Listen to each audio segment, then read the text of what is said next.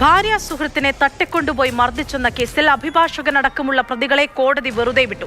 Advocate Prashant V കുറുപ്പടക്കം 4 പ്രതികളെ ജില്ലാ sessions കോടതിയാണ് വെറുതെ വിട്ടത്.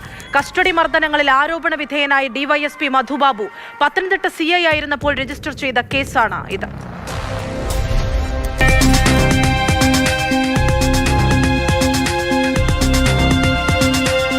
വധശ്രമം, തട്ടിക്കൊണ്ടുപോകൽ, ക്രിമിനൽ ഗൂഢാലോചന, തെളിവ് നശിപ്പിക്കൽ എന്നിവയടക്കം വകുപ്പുകൾ ചുമത്തപ്പെട്ട കേസിലാണ് വിധി.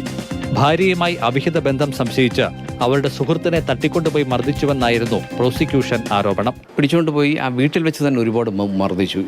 ഈ ചെവി രണ്ടും അടിച്ചു പൊട്ടിച്ചു, നിലത്ത് ബൂട്ടിട്ട് ചവിട്ടി, എൻ്റെ ദേഹം മുഴുവൻ മുറിവേറുകളായിരുന്നു. അതിനുശേഷം പോലീസ് സ്റ്റേഷനിൽ കൊണ്ടുവന്നിട്ട് ഉടനെ തന്നെ പോലീസ് ജീപ്പിലിട്ട് തന്നെ സ്റ്റേഷനിൽ കൊണ്ടുവന്നു. സ്റ്റേഷനിൽ വെച്ച് മർദ്ദിച്ചു.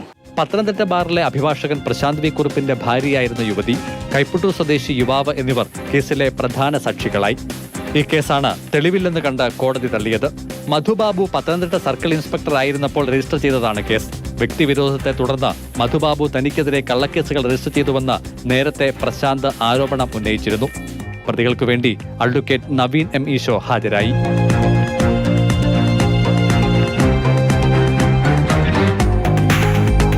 മാതൃഭൂമി ന്യൂസ്, പത്തനംതിട്ട.